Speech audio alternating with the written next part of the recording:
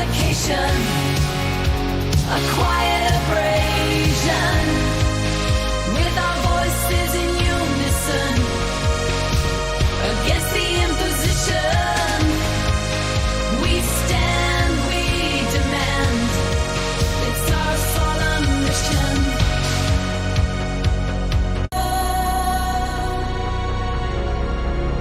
Will you hear my plea?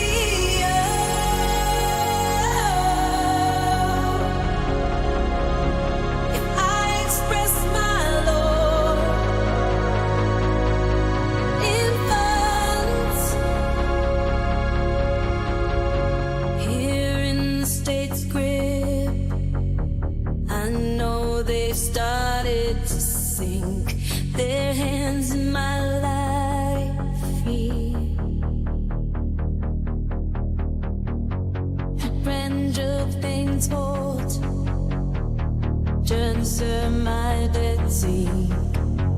Is there's just a things my creed.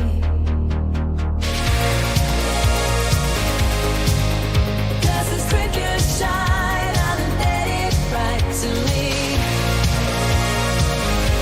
It's our solemn mission.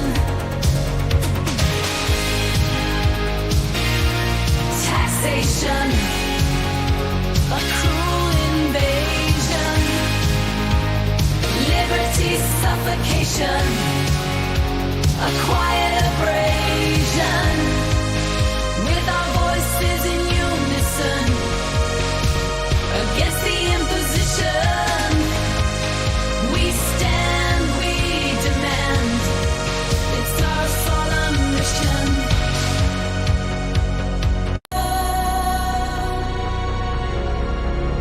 Will you hear my plea?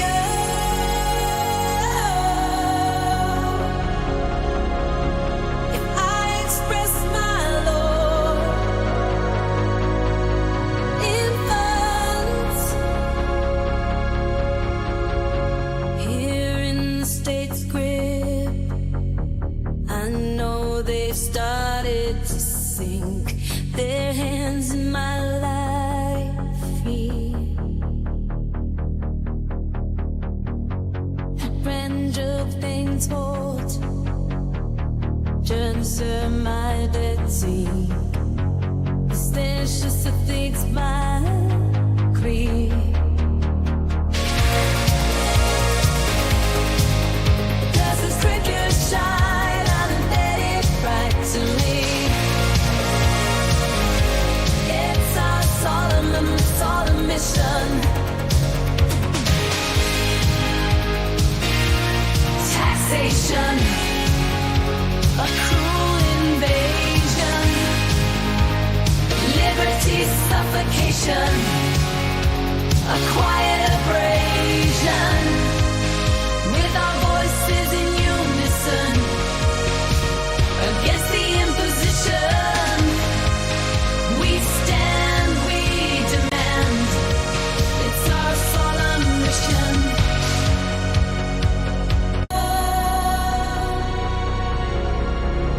Will you hear my plea?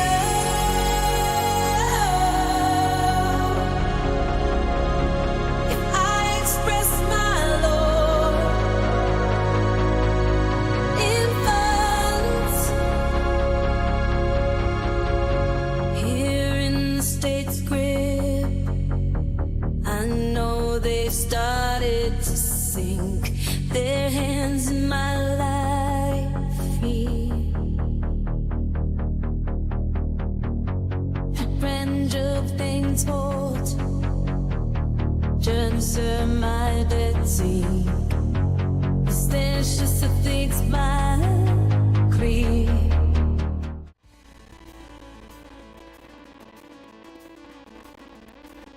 Good morning. Rise and freedom. Welcome to the Wake Up America show. I'm your host, Austin Peterson. Glad and thankful to have you here. How's everybody doing today? We feeling good? Good. Boy, there is a lot going on today and a lot to talk about. But first, a couple of thank yous to Levin214 And Nelson65, they've already dropped $20 in the tip jar, and we haven't even started yet. Thank you, gentlemen. Woo-hoo. So exciting. Yeah, I know what you want. You want that sweet, hot, fresh bonus content. Every week on the Wake Up America show, I produce a theme for a daily bonus content that you get to unlock. Today's bonus content is new. You didn't get to see it before. If you want to see it, if we raise $60 by the end of the show, you get to unlock it, you get to watch it, and that's how it goes. You don't know the theme of the mini documentaries this week until you unlock the very first one. So you're already 1/3 of the way there. Thank you guys. Appreciate you very much. You can also visit apforlibertyshop.com. I produced a ton of new merchandise this weekend, so definitely check that out. The Norm Macdonald Commie Gobbledygook shirt inspired by you. No offense, but it sounds like some fucking commie gobbledygook. Yes, you can get that at apforlibertyshop.com. Also, what else is going on? Stephanie Peterson's got her brand new episode of Hustling and Homemaking out today. Yeah. Oh. Do do do do do do do do do do do do do do do. Do. All right.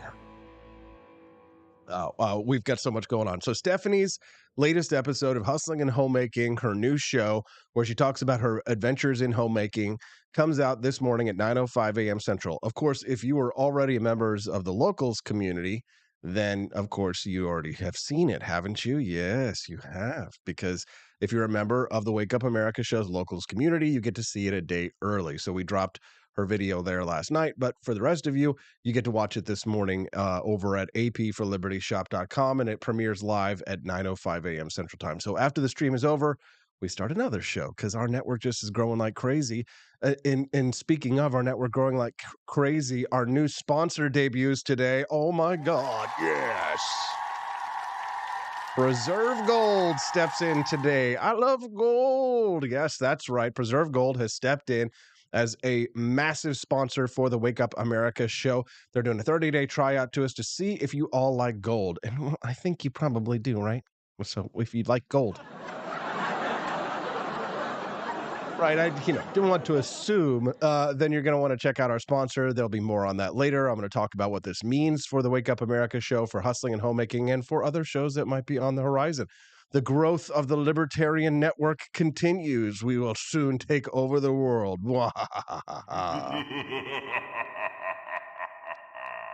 But we've also, of course, got a lot of news to talk about because that's why you come and turn to watch the Wake Up America show. Isn't that why you're here? Isn't it? Yes, yes.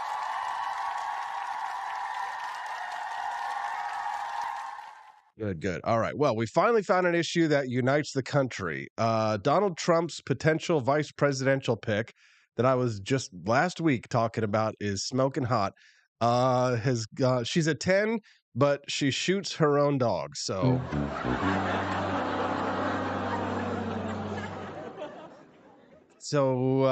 does that make her a 10 still? Is she more of a 7? Is she a 4, or does shooting her own dog Cricket, Kristi Noem, South Dakota Governor Kristi Noem, does that make her a 0? Are you like, now, ugh. Yeah, she pulled an old yeller on her dog. And yes, while old yeller might be the wrong phrase to use for Kristi Noem's story in her book about how she shot her dog Cricket, might not be an analogous necessarily. We are going to discuss it in the context of that. Now, we're already getting tweets this morning from people like Melissa, for example. She was going hunting, but they're okay with those animals being killed, but they're upset over a dog. Weird, says Melissa over on Twitter this morning. You know what? I grew up on a farm. I've seen many animals killed. I know what it's like to have to kill an animal myself when you're in the business of animal husbandry to an extent. I've shot animals that I've hunted with. I've shot animals that were on the farm that were pests. Have I ever shot a dog? Well, you're just going to have to wait because we're going to talk about that a little bit later. In a little bit later, in about 5 minutes. I want to introduce the rest of the show for you. We're going to have Jeremy Kauffman of the Libertarian Party of New Hampshire this morning on the show. His very first time. He sat down for an interview on the mainstream media. They were trying to paint him as a racist for many of the tweets that he makes over at the LP of New Hampshire. He uses the N-word with a hard R. Can you believe it? No. No, God! No, God, please, no! No! So, No! we're going to talk to Jeremy Kaufman about that hit piece that was placed on him. And he was getting a lot of crap for a video that he posted where Free Palestine leftist, weird pink-haired weirdos were essentially pushing police up against a wall, using their signs to push police up against a wall.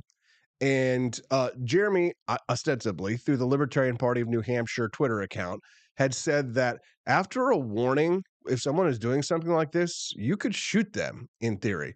And a lot of people were attacking Jeremy and saying that that is wrong. No, you cannot do that under libertarian ethics.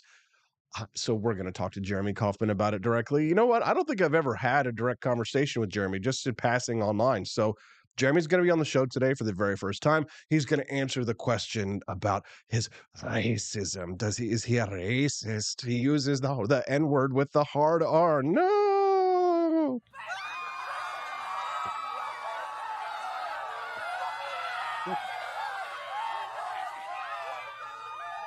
So we're looking forward to talking to Jeremy Kaufman at 7:30 a.m. Central Time. So about 20 minutes from now. It's going to be good stuff. At 8 o'clock this morning, we get to hear again from John Miltimore, the editor at large of the Foundation for Economic Education. He's been gone for a couple of weeks, taking a couple of weeks off, and we're going to hear from him today about why Jerry Seinfeld thinks that woke has killed sitcoms. Jerry Seinfeld in the last week made a statement that he says that he doesn't think that it's possible to create new sitcoms. He thinks the sitcoms are dead and that woke killed it. We're going to talk to John Miltimore about that cultural question at 8 a.m. Central Time. And it's going to be a great show. If you're a regular to the show, you know what to do. If you haven't already, make sure you click that like button. And if it's your first time here watching the content and you end up enjoying yourself today, make sure you click the follow button before you leave so that you can join us regularly. The show schedule is Mondays through Fridays from 7 to 9 a.m. Central Time. And it's a 2-hour show. You can hear me, someone says, but they can't see me. Someone texted in. I have no idea what to do with that information. Looks like I'm streaming.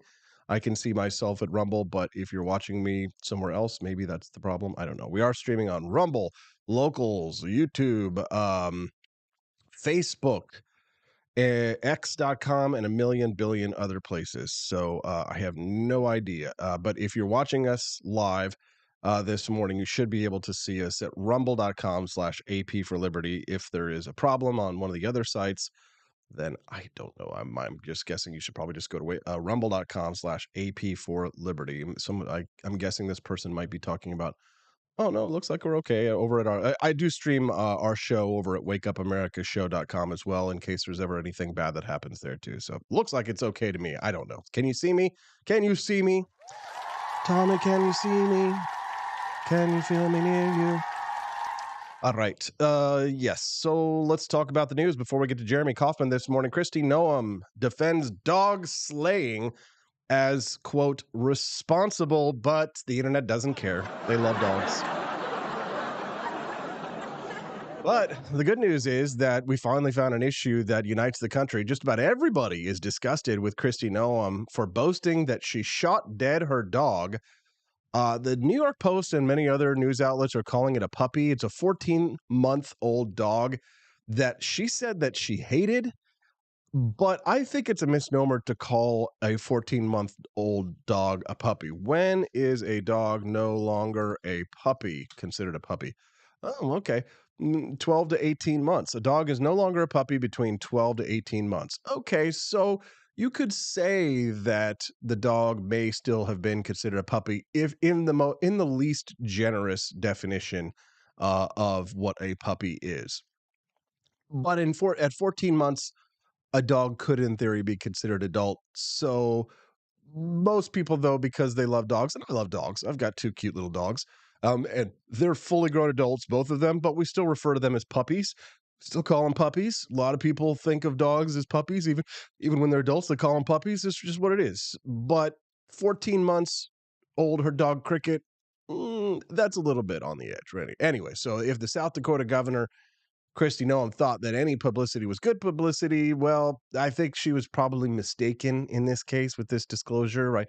The story comes from her upcoming memoir, No Going Back, which is quite aptly titled. I think she would like to take that back. In which she says that she took her female German wire-haired pointer Cricket to a gravel pit on her farm and shot it dead for being less than worthless. No! Yikes. That's what she was kind of bragging about. She says the dog, and the New York Post is reporting that the dog's crimes for which it needed to be executed, Cricket ruined a hunting trip by chasing birds and, quote, having the time of her life, and then on the way home, attacked a local family's chickens. Now, the story goes by Kristi Noem that the dog actually killed chickens, right? Norm also boasted in the book that after killing the dog, she also took the family goat to the same gravel pit and shot it because it was, quote, nasty and mean and smelled disgusting, musky, and rancid. Okay, well, that's just regular goat. I mean, does anybody know a goat that like smells like flowers or lilacs or like? Has anyone ever met a nice goat? Like goats are generally fairly surly, I would say. I've never met a really like a nice goat, if you will. They can be kind of cute when they're little baby goats, when they're kids, but typically adult goats smell bad and are not very nice, and that's what a goat is. So you're going to kill a goat for being a goat, Kristi? That's fine. Did you eat the goat? I don't know. Did you use the goat for milk? I don't know. She's not giving us the full details, it seems, right? So, sure, it's a fact of life that on farms and ranches, sometimes animals have to be put down. But I think that the reason why people feel like Kristi Noem has gone beyond the pale here is not necessarily that she did it, but she seemed to kind of do it in anger, at least the way that she was describing it. And the dog was very young. So you could say, even if it wasn't a puppy, it was very young. And a lot of people think that she just didn't train it properly. She admits that she was angry when she shot the dog. She says, quote, I hated that dog. At that moment, I realized I had to put it down. That doesn't seem very normal. It seems shameful from the way that she's describing it there. And for Noam to kind of not talk about this story for years and then use it to sell books, I would say shows a lack of judgment. But we're going to get into this a little bit deeper here. I was a farm boy raised on the farm. Thank you to Quest Fanning for making your donation there, sir. It says she's going to shoot me next. I have morning breath.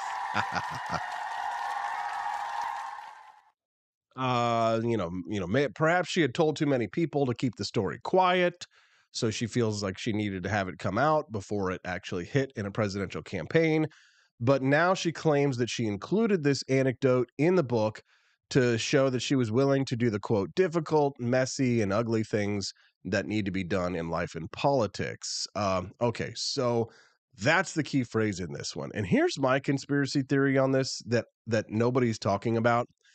I think it's possible that she might be lying. Now, maybe it did happen. Maybe there were witnesses to it, and that'll come out. But I think it's possible that she might not be telling the truth about this. And here, let me tell you why.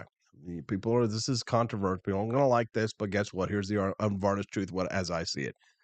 A lot of times I think female politicians especially, and I've seen females do this in other dynamics where they really want to fit in with the guys. If there's a boys' club, a girl will tell a story that makes her sound badass in order to fit in with the boys and make it sound like she's tough and that she can be trusted with a leadership role. She's willing to show that she's going to do what it takes to get things done.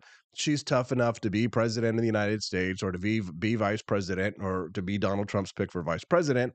So she wants to show everybody by telling this story that she might have just made up that she's really tough. Now she's in trouble and she's saying, oh, I'm not walking this back. She can understand. She says she understands why people would be upset about this, but she does not regret it. So what do you think about this story? You can send us a text at 573-319-1586. Again, the text lines are open night or day. People are texting me on the weekends. I love to see it at 573-319-1586. Again, one more time, the text lines are open at 573-319-1586. So, dog slaying, responsible, great. Well, no matter what happened, of course, the memes are delicious and terrific. So, Kristi Noem says, I can understand why some people are upset about this 20-year-old story of cricket. The book is filled with many stories of my life, challenges, painful decisions, lessons learned. What I learned from my years of public service is people are looking for leaders who are authentic, willing to learn from the past, and don't shy away from tough challenges. This is why I think she might not be being honest about this story. She says, the fact is, South Dakota law states that dogs who attack and kill livestock can be put down. That's the chickens. Given that cricket had shown aggressive behavior toward people by biting them, I decided what I did. Whether running the ranch or in politics, I've never passed on my responsibilities to anyone else to handle, even if it's hard and painful. Okay, true. So I guess the question here is did the dog try and bite her? Now, have there been incidents where, your own dog may take a snap at you for whatever reason? Sometimes, if my dog will get in a scuffle with another dog, sometimes they may, snap at you not knowing, because their brain kind of goes into attack mode or defense mode or what have you. But at 14 months old, that's likely a dog that can be trained. Now, there are some severe tactics that you might have to take sometimes in order to train a dog. And I'll confess to this. I'll say this. I've never shot a dog and I've never, harmed a dog or like punched them or abused an animal or anything like that. But my dog Calvin, he's very reactive on other dogs. And when I say reactive, I mean he's very violent when it comes to other dogs when he sees them. He can't be around other dogs. We had to in order to protect George, our newest dog, from coming in, Calvin was trying to kill him when we brought George in. And George has little scars on his face because of Calvin. Calvin had a bad incident when he was very young with dogs that picked on him that were bigger than him. So now Calvin loves people. Calvin would never harm people, a hair on a person's head, but he wants to murder other dogs. He will kill another dog if he had an opportunity. If he had a chance to do it, he would do it. So he tried to kill George when we first brought George home, our second dog. And you make a decision when you're in something like that. What do you do with this dog? Like, how do you fix a dog like that? Well, the response was not to go take him out and shoot him. The response was that, Calvin was young enough. I think he was about, 2.5 years old at that point. What do I do? Well, you don't beat him. You don't hit him with a stick, right? Because they're not going to understand, they're not going to understand. Then they're going to be afraid of you and they're just not, you're going to mess up their psychology. So we used a collar. We used a shock collar on Calvin. And boy, that fixed the problem right there. Now, Calvin's still reactive to other dogs. But after a period of time, Calvin realized that if he gets violent with George, or if he sees another dog and he's violent, then he now knows he's not going to harm that other dog. He's not going to get violent. So there are non-lethal ways. They're not necessarily nice ways. They're not pleasant ways. And these are conversations that Stephanie and I have all the time because she used to have this dream about owning a hobby farm. That was Stephanie's thing. She wanted to have goats and chickens and dogs and cows and all these things.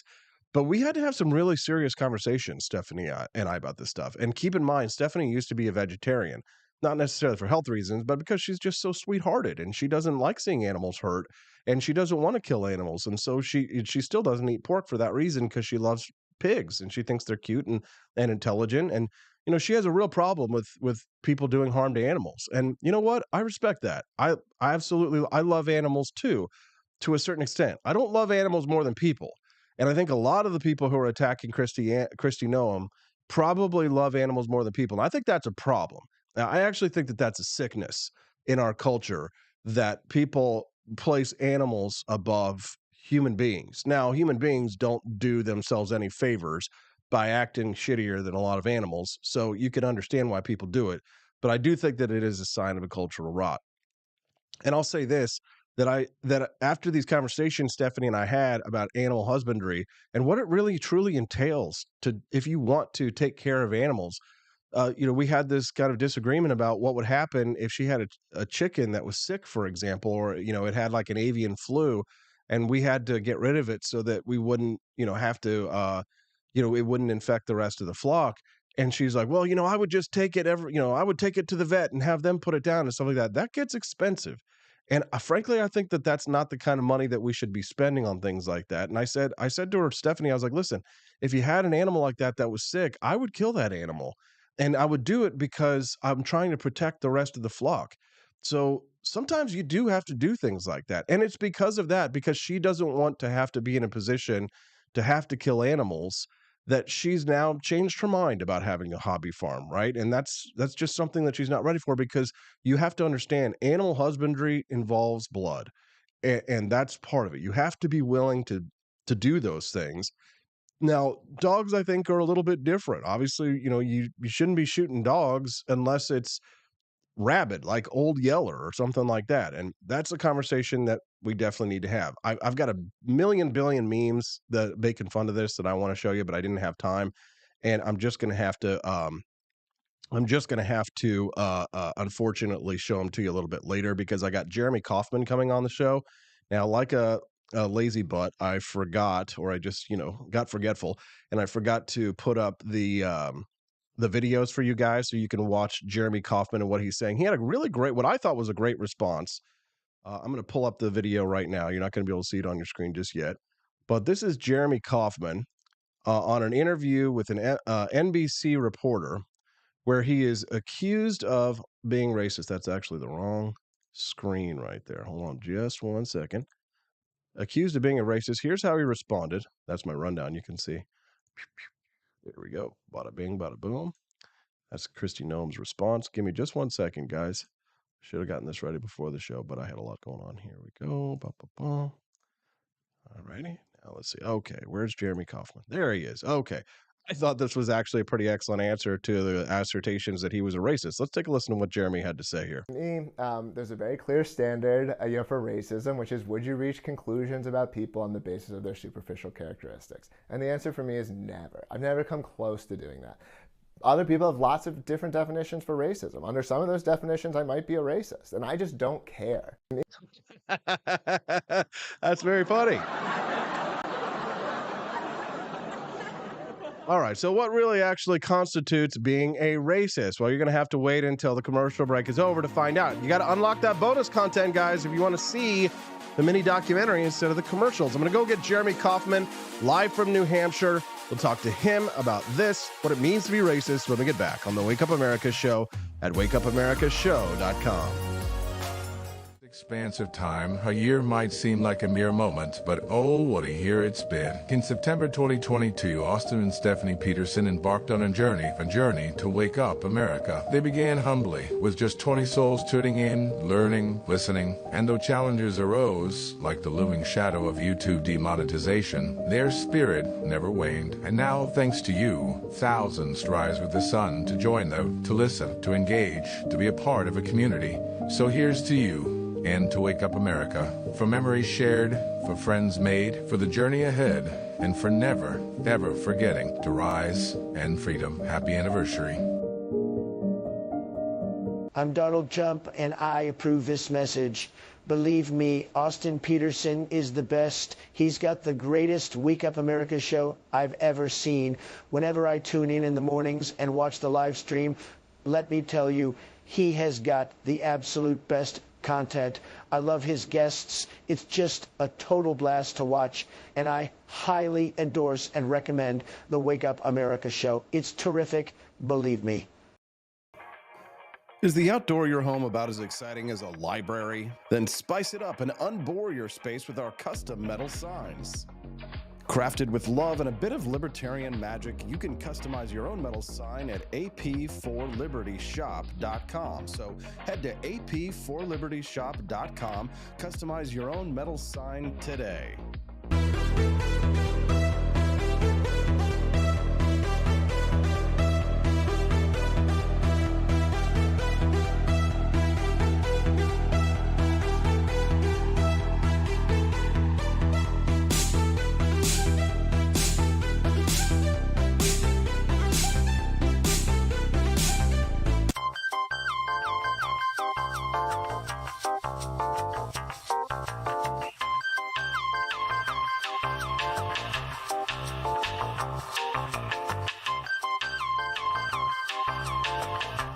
Welcome to a world of vocal discovery at Peterson Voice Studio.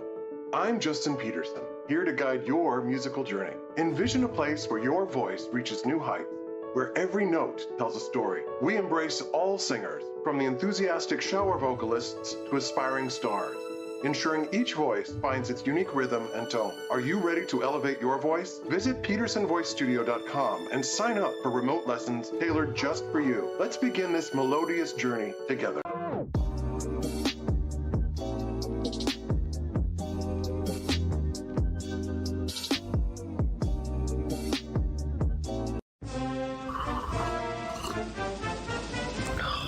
Tired of spending your hard-earned money on woke corporations that don't share your pro-freedom values? Fed up with sipping liberal lattes and progressive cappuccinos? Introducing Founding Flavors from AP for Liberty Shop. Get your day started with Washington's Revolutionary Roast. As robust and principled as the man himself, this blend is the shot of energy heard round the world.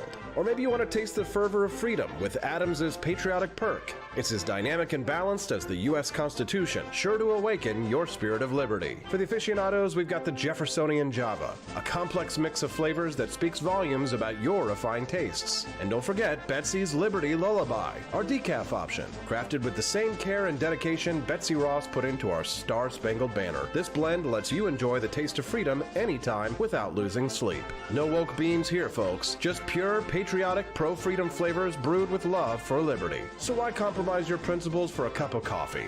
Stand up for your values, perk up your patriotism, and start your day the American way. Get your founding flavors at apforlibertyshop.com.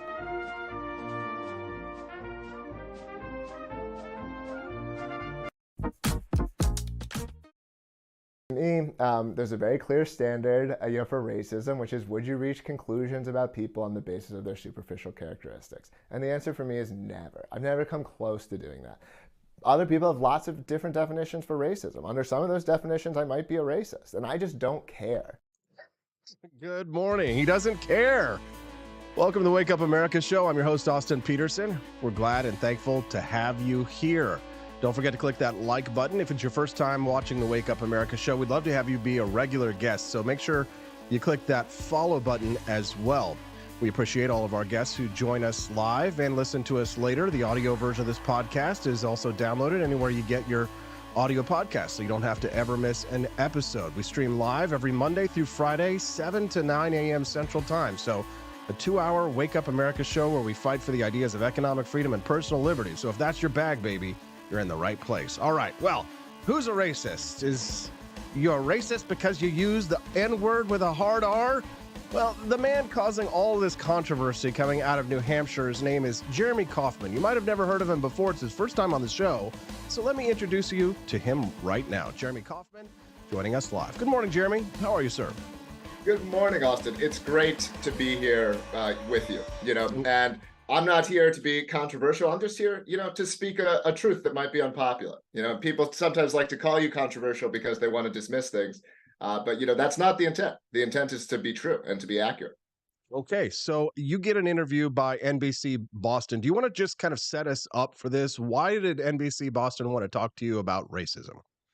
Well, NBC Boston is doing this series on the Free State movement in New Hampshire, which is this movement to concentrate libertarians in New Hampshire. We're kind of taking over the state government. We've got 100 elected officials here in New Hampshire, a lot of whom moved here from other states. And NBC Boston did a 13-piece documentary series on the Free State movement. And it's at nbcboston.com/Free State. I'm in it several times. And honestly, as far as journalism from an NBC institution could go, it's actually about as fair as you could get. They really let us speak in our own words. But I have been accused of being a racist, both by the Southern Poverty Law Center, as well as by even some libertarians, have definitions of racism that would include my views. But I don't believe I believe anything untrue, and so racism is one of these words that it seems like it's having a shifting definition. If racism means discriminating against an individual on the basis of their characteristics, then I'm not a racist. But I don't know that that's how most people use the word anymore. I think people think you're a racist for saying certain words out loud, even if you don't call someone one. I think people would say that you're racist for talking honestly about crime statistics in the same way that someone would say you're a misogynist for asserting that men are stronger than women, or speaking scientifically and accurately about trans sports issues. So there is this sort of denialism of reality on the left about issues of race. And so to me, I think we don't need to argue these things, and we can simply pivot back to the truth. Is this true or is it not? When you say it's racist, what do you mean? Do you mean it's false? That's a much better question. There are racist statements that are false, but we can engage in that reality of true or false rather than is this racist? That's sort of my position. So are they trying to say, Jeremy, that you are a racist because you said the N-word, hard R, on social media? Is that the centerpiece of this accusation?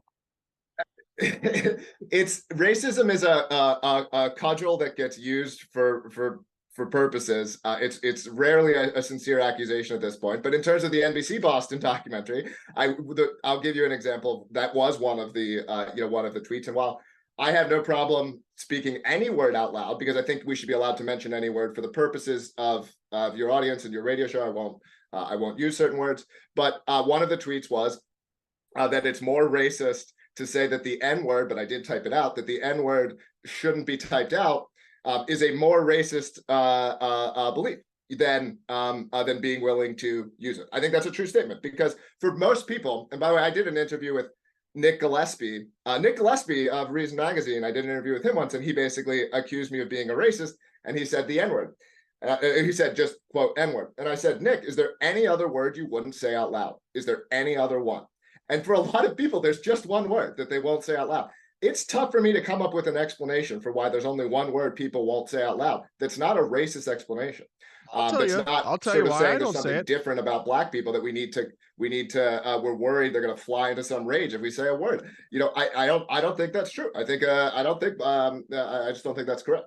Well, I'll tell you the reason why I don't say it is the same reason why I pay my taxes even though I don't want to, is because I'm afraid that some people are going to come and do violence to me if I do say it. Does that make me a racist and a coward? Maybe, but I mean, that's the only reason I don't say the word, is because I know that if I did say something like that in public, then it's basically carte blanche to attack me and use violence against me.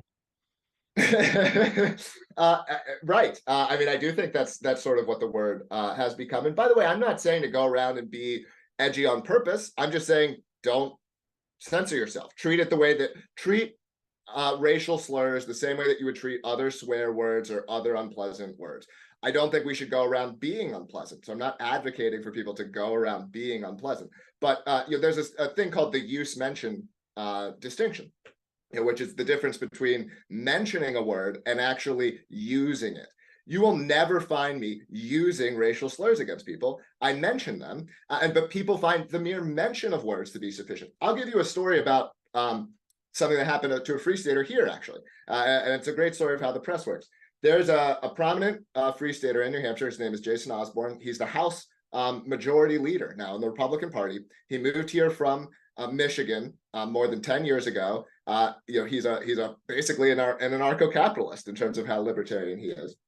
And the press, 10 years ago on a forum, he was arguing against racism. And he used as an example, he typed out the N-word, didn't censor himself, as an example of something you shouldn't say. He was advocating against it. The press found these posts and ran nothing but stories about how the House Majority Leader is using racial slurs and this kind of thing. And he was literally saying, don't call people these things. They'll mention that in paragraph 14 of the article, but of course the title is House Majority Leader. And so, there's an incredible dishonesty in the press and among the left generally in terms of how they use these things. I'm not going to deny that there are real racists in the United States, but it's a very small number. And what they instead try to do is inflate all these non-racist behaviors into racism because there's so much demand for it. Oh, yeah. We all know how critical theory works. Good morning to everyone who's just tuning into the Wake Up America show live right now. I'm Austin Peterson. I'm speaking to Jeremy Kaufman of the Free State Project of New Hampshire right now about a multi-part documentary that was done by NBC Boston, taking a look at the Free State Project. Jeremy made several appearances in that. I want to say a quick thank you to Andy Opperman. He just donated $10 in the tip jar. Says, the rub with the whole racism thing is that it has transcended race and now includes culture. Culture is behavior. Some behaviors are better than others. Thank you for your comment, and your donation, Andy. Okay, I'd like to move on to another controversy that you're embroiled in. You just shift from one controversy to the next, don't you, Jeremy? And this one is specifically about a post that had to be removed from the Elon Musk platform, formerly the platform Twitter, now X, where it showed Free Palestine leftist protesters using their signs to sort of like push police officers back up against a wall. I would show the video, but the post had to be taken down because what the LP of New Hampshire's post said specifically was that after a warning, a sufficient warning, and you're getting pushed up against a wall like this, libertarian ethics would allow you to shoot these people who are pushing you up against a wall. Now, that was the LP of New Hampshire's post, but I wonder what you think of it, Jeremy. I mean, do you agree with that? And a lot of people, like big prominent libertarians, Matt Kibbe and others, are out there saying, no, no, no, you wouldn't be allowed to use violent force, lethal force against protesters who are literally smashing you up against a wall.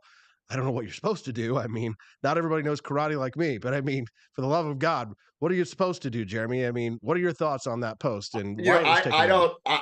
I would love to hear them defend their positions, because to me, that's the position that has to be defended. You have people who are using force to try to enter into a building. You give them a warning. By the way, the post was very clear. It wasn't like just spray them with machine guns.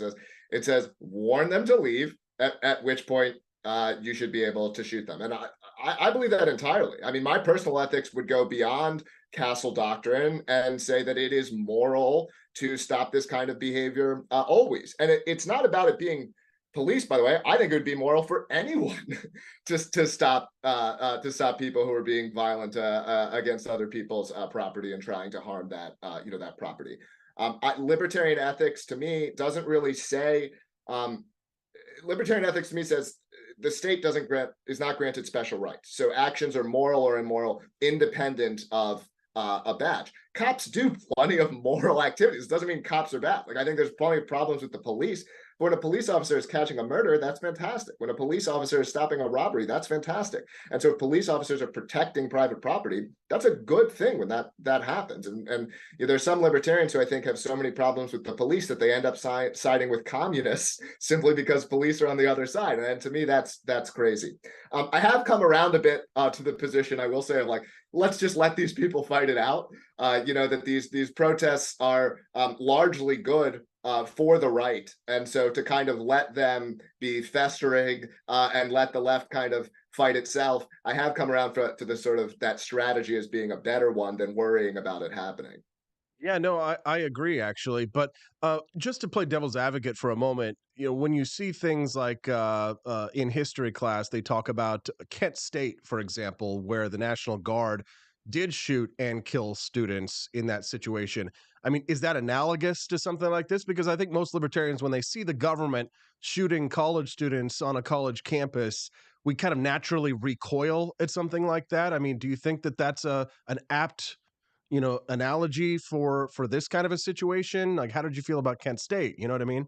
Yeah, well, at this point, I've kind of come to the view that every single thing I was taught in history class as a kid, I got the 5 on my AP history exam back in the day, but I'm pretty sure that everything I learned was just the leftist view of history, right? I think that is, if you went to a public school, you just got the left's version of history. And so I'm not so reactionary that I would therefore say every leftist interpretation of events is false, but I think that you should increase your uncertainty of what you think is true. So I haven't done a deep dive on Kent State that I have a strong opinion on it, but I was looking it up just the other day, and I saw that, for example, public opinion at the time thought that the National Guard was in the right. 60% of people at that time thought that the National Guard was in the right. And of course, they also were unable to convict the National Guard in a trial, which suggests that a jury at that time wouldn't have been willing to say that they were wrong. And so you have this sort of consensus, this after the fact consensus that something wrong happened there. Where did that consensus come from? It came from history books that were written by leftists after the fact. And so I think, if anything, like Kent State certainly cements this idea, or at least solidifies this idea, maybe it doesn't cement it, that history is written by the victors, and so I I don't know what the truth of that situation was, and I think all people should be more uncertain. If you're convinced that something wrong happened there and you haven't gone into the primary evidence yourself, I would say, well, where did that certainty come from? And in my case, I no longer have certainty about what happened there. I'm speaking to Jeremy Kaufman of the Free State Project this morning. If you're just tuning into the show, thank you to Mighty Megatron for your donation. We appreciate all of the support that we're getting from our audience today. If you have a question for Jeremy or myself on this topic, please do send them in. I am monitoring the Rumble chat this morning, but the text line is also open at 573-319-1586. Jeremy, I didn't prepare you for this topic, so if you don't want to talk about it, I understand, but I saw people in the chat were asking about the Javier Milei Jewish question, Zionism, etc. Are you okay going there? I'll talk about anything. So I mean, that's kind of my my MO. Okay. So yeah, I'm happy to talk about anything. I don't want people to feel like they get railroaded or that I'm trying to ambush them or anything like that. But I was curious too, because I reposted something that you had said. A lot of criticism of Javier Milei coming from the libertarian or reactionary right these days, or the dissident right, if you will. One, for economic policies regarding inflation, which I think the people who are criticizing that are retarded and they don't know what they're talking about. But they're very critical over his pro-Israel, pro-USA, and pro-West stance. American anarcho-capitalists, American libertarians seem to me to be very anti-Israel, and some of them anti-Semitic, right? Those two aren't necessarily conflated. However, they typically are, especially the mainstream media. What's your take on Javier Milei and his pro-Israel stance on things like that? Is he a Jewish shill meant to destroy another Western nation? I mean, I saw that you had said some kind things about Zionism. Typically, any libertarian circles that we run in, you say the Z word, and I mean they will burn your ass at the stake if you say anything remotely nice about Zionism. We'll do the Zionism question and work backwards to the Milei question. Exactly. So in the same post that I said I'm a Zionist, I also said I'm a Christian nationalist, Quebecois separatist, and I support Aborstat. And so this is sort of a pan-anarchist perspective. To me, a central theme of my ideas is we humans have sincere differences. These differences are real. They're not logical. They're based on values that are either somewhat innate or at least fixed by adulthood. We don't need to get into the debate of where our values come from right now, but they're fairly stable by adulthood. And our politics are downstream of our values. Our political debates are, for the most part, not sincere factual debates. And so if our politics are closer to ice cream flavored preferences, where you just sort of like what you like, then to me, a logical thing that follows from that is that we ought to separate. And by creating different spaces with different rules, more people can be happy. So I don't approve of plenty of the Israel government's actions, but I don't approve of the actions of the vast majority of governments, maybe every government. I don't know. And so, there's nothing special there. I do think, and if anything, Israel, to me, as a libertarian, is a success story, because what I want to create, I want a libertarian state. I want a libertarian homeland. Okay, so if you find libertarian state to be an oxymoron, we could debate that too. But I want a libertarian homeland. And to me, Zionism is a success story in that it was able to create a new country that was ideologically selected for along some axis. And they're now they're able to, exist in the world. We can debate the merits of the formation of Israel, but in terms of a homeland for a certain type of person that people voluntarily are going to, I love that idea. And I want it for as many different viewpoints and types of people as possible, including, libertarians. So that would be my defense of that. It's not a defense of Israel's actions specifically, sure. Or Israel's involvement with the American government. I agree. It's a defense of the idea of these types of society. I'm with you, and it makes perfect sense to me. And I make those arguments, and then I would tack on a few extra on the side there. I agree with you. There does seem to be, and maybe my Nazi detector goes off, maybe it's a little bit too loose and I need to tighten it up a little bit, but there does seem to be a special hatred amongst the right for Israel, perhaps Jews as well. Am I noticing this correctly? Are you noticing this as well? I think there's some of it, and it's a mix, right? I could both attack it and I could steelman it, because I'm someone who the problem is always similar to the racism question when you're writing off people wholly. Okay, I'm clearly a right-wing Jewish person, ethnically Jewish. I'm also half ethnically Irish. but I'm right wing. I have a Jewish last name. If you would want to exclude me from right wing circles, despite my views being, I think, very much on the right on the basis of my ethnicity, I think that makes zero sense. If you want to talk generally about the fact that Jews have disproportionately contributed to leftism in the United States, I have no problem with statements about that. We should be able to speak truths about groups, okay? The problem is when you take truths about groups and then want to apply them to individuals. You can always come up with a stricter test for an individual. So there's never a need to use group tests against an individual.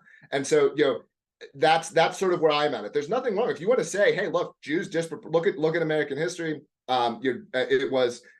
Jews had these disproportionate impacts in various ways. Look, I don't have a problem with that kind of thing. Jews also, by the way, had a disproportionate impact on the libertarian movement. Right? No, I know. That's why the Nazis hate us as well, is because of Ayn Rand and Ludwig von Mises and Milton Friedman and all of the Jews that contributed to the birth of the libertarian movement. They see us and communists as essentially the same. We're their enemy and they despise us. And that's why I think many of them hate Javier Milei and don't want him to succeed, because when I see them criticizing him over inflation and they're using all of this skewed data and then they put the Jew thing in after they talk about the skewed economic data, I'm like, all right, I think I know what you really have a problem with, is that Javier Milei likes Jews. But what's your take on... so I have three different statements there. So first is, I think that, I think the phenomenon you're describing is largely true. I think that when you see someone make these bad arguments, such as the inflation one, right, and they don't correct themselves, you can tell that there's substantial motivating reasoning going on there. So when you see people make these bad economic arguments and then they continue to double, triple down, or don't adjust, then I think that reveals that that person is engaging in motivated reasoning, and you should sort of downgrade how much you trust that person, moving forward. That doesn't mean they're wrong about everything, but that shows that a style of thinking. In terms of Milei specifically, I would say that I wouldn't wholly defend everything he has done, but I would say that the lens that I view is Milei's obligations are solely and only to the Argentinian people. He is not here for the national libertarian movement. He owes absolutely nothing to, or the international libertarian movement. He owes absolutely nothing to American libertarians, and he owes nothing to international libertarians. He owes things only to his own people. And so what Milei is trying to do is something incredibly complex, something harder than, honestly, anyone has arguably ever done, or as hard, And so he's got to figure out how to navigate this. He wants to have space to take his country in directions that could even be threatening to American interests, at least if he's trying to achieve a truly libertarian society, that would be threatening to American interests.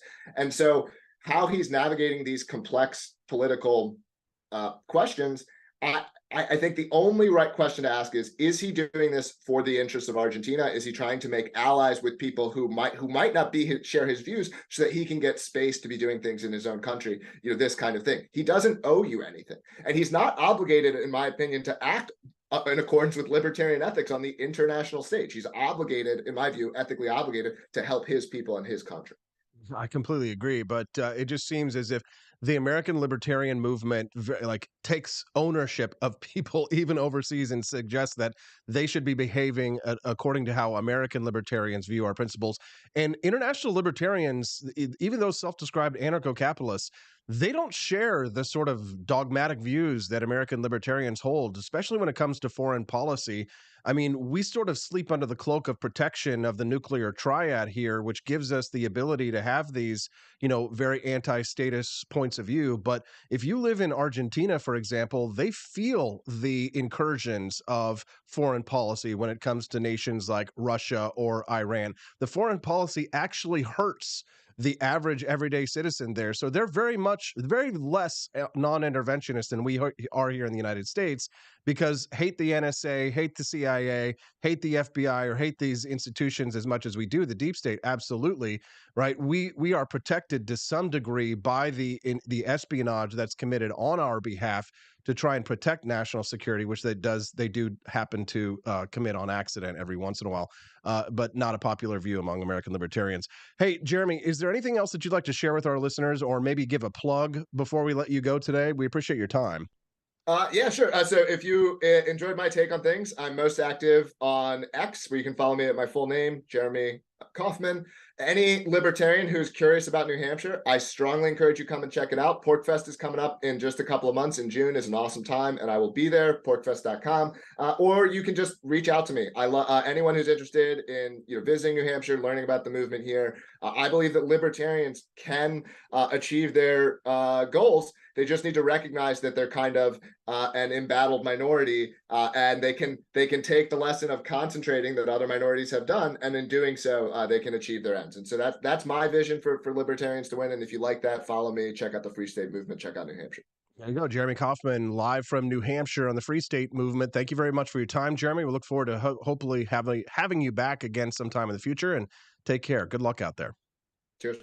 Thank you very much. What did you guys think of Jeremy Kaufman? You can send us a text at 573-319-1586. All right, we've got a lot more show to go. We've raised, looks like $40 towards our $60 goal for the Wake Up America show. We'd like to see us get over that $60 goal, so you can get your Rumble Rant donations in, or head over to ap4libertyshop.com. We've got a bunch of new merchandise in the store. Check out our wrong scene. There we go. I created a bunch of new products like this Norm Macdonald. No offense, but it sounds like, well, let me just let him say it for you. No offense, but it sounds like some fucking commie gobbledygook. No offense, but it sounds like some effing commie gobbledygook. Thank you, Norm. Or you can get your Norm Macdonald Commie Gobbledygook shirt over at ap4libertyshop.com. It comes in a variety of colors. No offense, but it sounds like some effing commie gobbledygook. Head on over to ap4libertyshop.com. That's not the only thing that we added in the store this weekend. I made a beautiful Enjoy Liberty Kiss Cut stickers that you can plant on anything that you like in a beautiful retro font. I also made, I don't know why I decided to do this, but Enjoy Liberty Groovy Memory Foam Bath Mat, which I just think is actually really pretty. You can get that as well over at ap4libertyshop.com. And I don't know why I just get these weird ideas for shirts, but I decided to make this retro looking Super Trump tee, which I think is, what do you mean, boo? Well, you guys aren't big Donald Trump fans? I mean, some of you are, right? It comes in one color there. You can get your Super Trump shirt at ap4libertyshop.com. Help to unlock that bonus content. When we get back, we're going to hear from John Miltimore about why Jerry Seinfeld says that woke has killed the American sitcom. We'll talk about that when we get back on the Wake Up America show. And we're going to talk more later. Stephanie's Hustling and Homemaking show and our new sponsor when we get back on the Wake Up America show at wakeupamericashow.com. An engaging website to boost your business? You're just a click away from 5-star Fiverr talent. Hundreds of freelancer skills like web design. Head to Fiverr.com today and get something started. American conservatism is distinct, like America is distinct from the United Kingdom. American conservatism's roots comes out of the Wild West, out of pioneerism. The difference between American conservatives and European conservatives is that Americans are cowboys. We are that God, guns, gold, and girls. It's wild here, and we should stay that way. We shouldn't allow a European version of conservatism to come and infect us here. We like it wide open spaces here, deep in the heart of Texas and all that.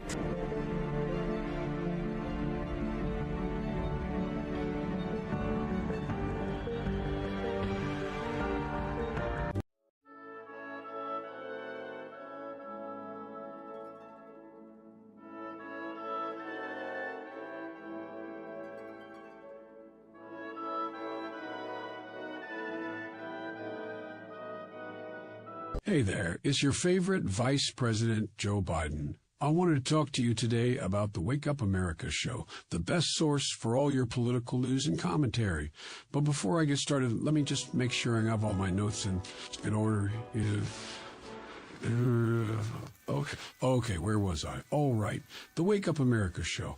It's a great way to stay informed and make your voice heard. Boy, what was I saying again? Oh, right.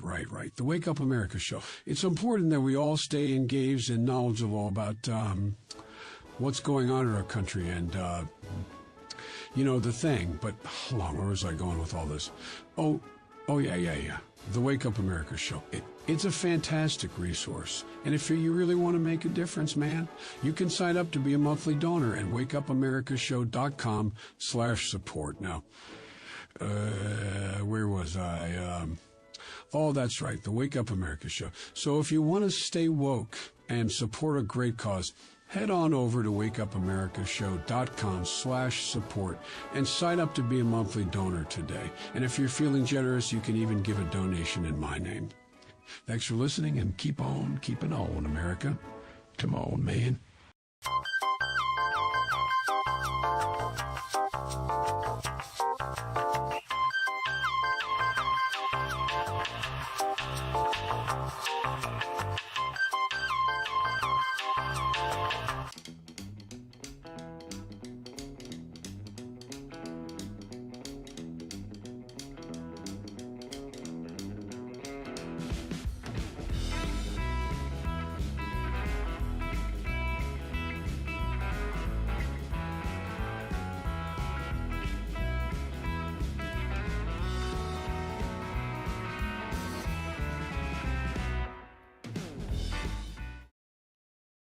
Nothing really affects comedy.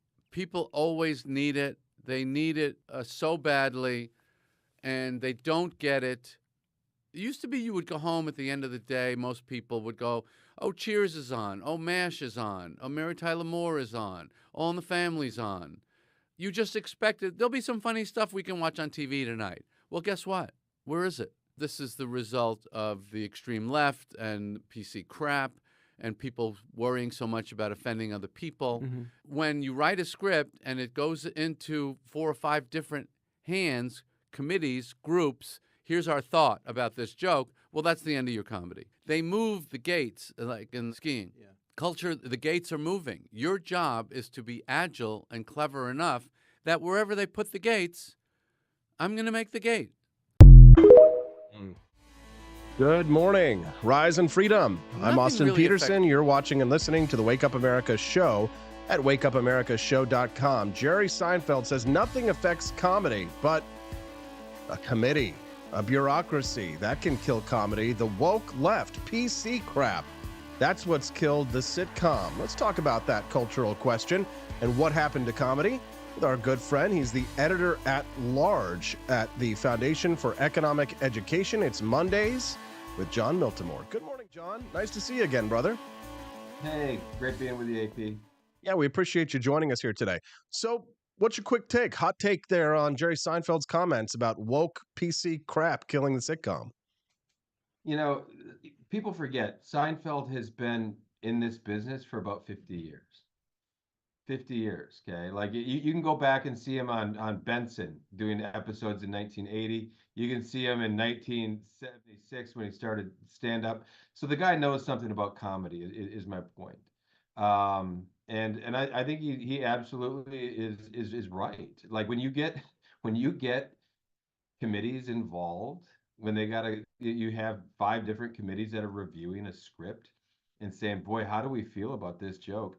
I can't think of anything that will kill comedy faster. And I think we have the evidence all around us. Like, you know, like my kids love comedy. So what do? We're watching comedies from the 80s and 90s.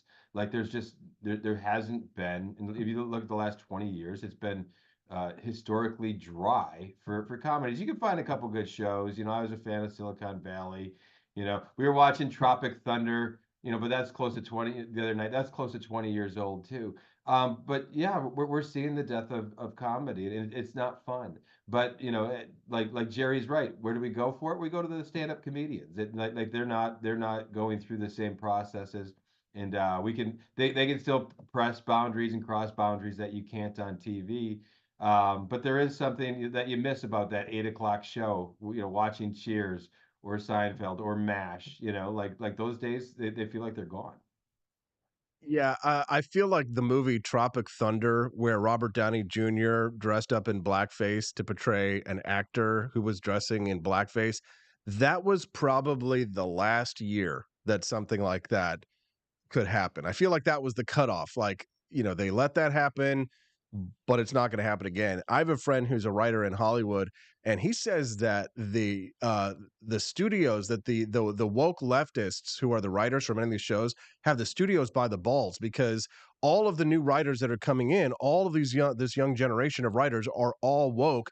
And that's why everything that we see, like whether it's the Lord of the Rings movie or whether it's like the new Scooby Doo Velma 2 video, I think South Park did a really good send up of it, where they were making fun of Kathleen Kennedy, who took over Disney for Star Wars, and it was like, what should we do with this new Star Wars film? Put a woman in it and make it gay. That was one of the only Seinfelds I've seen, or excuse me, South Parks I've seen recently. I made sure to watch that one, and it was hilarious. But you know, and it's not just the writers at fault. It's not even the studios at fault. Like they are ultimately. But here's what we got to understand: like everybody is in that place where their primary motivation is self-preservation. And if you are the guy that approved that show, okay, or that episode that gets out there and suddenly you're hit, it could mean your job and your career. So I think ultimately that this comes back to that fear of cancel culture, right? The people approving these are their first concern is I don't want to be the one that gets blamed for this. And but it sucks if you're trying to be edgy and funny. This is no way to make comedy. And you know, like you're right, that episode of Tropic Thunder, who would approve that today? And that's the thing about Seinfeld. Let's go back to him for a minute. Jerry can say, why can Jerry say the stuff that nobody else is saying? Because he's worth hundreds of millions of dollars. He doesn't have to. He can be honest and just kind of put this out there. Any other comedian or a young actor talking like this, they're putting their career at risk, right? Like they're like a director or a casting member that has to approve you. Like this is like a big bullseye on you, and but Seinfeld doesn't have to worry about that. Are you with me on the whole conspiracy theory side of this, John? Where I saw this chart the other day that showed mentions of racism and race and racialism and LGBT stuff increased precipitously right around 2010 to 12, about that time when Occupy Wall Street was going down and the Tea Party was going on. Like, do you buy into the sort of top-down view of this, that the elites, the global elites, are trying to get us divided against each other by injecting their politics into every aspect of culture, newspaper, television, media, et cetera, et cetera, et cetera? Or do you think that this is just organic, that people all of a sudden really just wanted to go at it over these cultural questions? What's your take on this? Top down, bottom up, little of both? I think it's more organic than top down. I think it's sort of baked into the ideology of neo-Marxism, though, right? If you go back and look at what they were, the ideas being taught in the 1970s, the 1980s, and you listen to even then what the professors were talking about, this was what they wanted. They wanted to look at society through this prism of not class anymore, but of race and gender, and find the inequality that exists there and crack that open. And you can talk at the end of the Cold War, okay, when the Soviet Union's coming down, and you had professors that like say, look, okay, this is a dark day. Communism is like socialism is failing, but we have some really exciting new ideas on the horizon. And they were right. They were winning the ideological war way back then. Their ideas may not have been mainstream yet, but they were taking root in universities, and then they were spreading into corporate America. But to me, that's still more organic, right? Like than top down. I think a lot of people just started to adopt these ideas then through fear. It felt safe to do this, right? Like to be against something like diversity. Seemed wrong. And just looking at that article we were talking about with Seinfeld, you look at those shows that they had, and the first thing that leaped out to me, you see MASH and you see Cheers, and you're like, oh, they could never have that show today because it's not diverse. We just know you need to have a diverse character in there. And again, I'm not hostile to diversity, but you can't make this a formula that destroys art when you say you got to have a certain breakdown along lines of race or gender in these things. That is not how you make good art. And here we are, though, like nobody would dare even present a script that doesn't have the right, diversity balance in it. How do you feel about this concept, though, of representation in general? Because ostensibly, the reason why people are mandating diversity when it comes to a new television show, or let's say there's a commercial, then the couple, whoever it is, absolutely has to be an interracial couple every single time, as if, white people don't marry white people, black people don't marry black people. But the argument that they make, that the wokies make, is that young black children, gay kids or what have you, they want to see themselves, or girls, little girls, they want to be represented on the screen. They want to see themselves, see a character and see themselves represented to some extent. And I guess I try and think back to what it was like being a young white boy, and I would see white heroes. I would think to myself, I don't, I never like, yeah, I would think I want to be a superhero, but I wasn't like glad to be represented. But then again, at the time, you didn't see black superheroes or things like that. Now, is representation in Hollywood? This is like I will say like the more banal explanation for it, but is that a good explanation? I mean, is it important to see yourself being represented in the media? I never remember feeling like, man, I really am glad that my racial phenotype is being represented in the media. But then again, I was being represented, so maybe that's why I didn't think about it. What's your take on that? Yeah, I think what you're saying makes sense. That last part, like you didn't have to think about this, like I didn't have to think about it, because there was always plenty of white kids or white heroes and so forth. My take is the more we think about this, the more dangerous it becomes. And I do think if you go back to a certain part of Hollywood, there was something that is pernicious as it is today in some ways, right? That oh, you can't have a black man in that role, or you can't have a black woman in that role, where like it seems weird today to watch these because the racial balance, like you have it's all white, and you know what, there was plenty of black people in America at the time, there's plenty of Latino people, but I think what we're seeing is that counter, like we're going too hard in the other direction, like we're going to make the model like it has to be this. Like no, it was just as bad or worse to say, we need to have an all white cast, and to have a black member in that cast, like, well, we can't do that, that's too risky and edgy. But today we've gone this other direction, like Friends, right? Like I remember hearing this when it came up with Friends, like they weren't diverse enough. And Seinfeld too, there was that criticism of Seinfeld, like, oh, there wasn't enough diversity. And I think that's part of the reason Seinfeld is speaking out about this. He remembers that, he remembers those criticisms, and it's like, I'm not trying to be some socially conscious show. We're just trying to be funny, and we're trying to find actors like people that we know. This is Larry David over here. That's George. Like these were people they knew, and that should be our focus. Like whether that comes down to having some a racial mix, or all white or all black, right? When Seinfeld was back on, I guess I'm not thinking Benson as much, but go back and watch Sanford and Son. Okay, that was like a show I used to watch as a kid. It wasn't, like if you would have tried to like wedge white characters into the show, it wouldn't have worked. And I think the best answer to this is we're just all people. Let's stop focusing on race so much. Like we know the history of the country, there's a lot of warts there. But the path forward isn't to focus on race more, and to try to control it more. And but that's kind of where we are. Now, my background is in the performance arts, and a show that I was in way back in the early days of my career, Anything Goes. I don't know. Have you ever seen Anything Goes? I've heard of it, but no, I haven't. Okay, so it's a pretty popular musical, and in the musical, there are two characters called Ching and Ling, and they're Asian characters. They don't have any. They don't have any lines, but there was a distinct lack of Asian people at the school that I grew up in rural Missouri. And when you had to cast Asian characters in roles like these, what we would do is we would get these little eyes that would go over the top of our round Caucasian eyes to make our eyes look as if they were slanted. And it was just understood, right? That's what you did. Did you ever see the movie Breakfast at Tiffany's? I have. Yep. Okay, so the Mickey Rooney character, and he does he pretends to be Asian. I mean, is there do Asian characters have to play Asian characters? Is it culturally insensitive for a white guy to get up on stage and put on the little, the ling ling eyes and different things like that? I mean, like, how do you feel about something like that, for example? Because what are you going to do in a small town? A lot of times they rewrite the script, John, and I mean that's cultural vandalism, in my opinion. What's your take on it?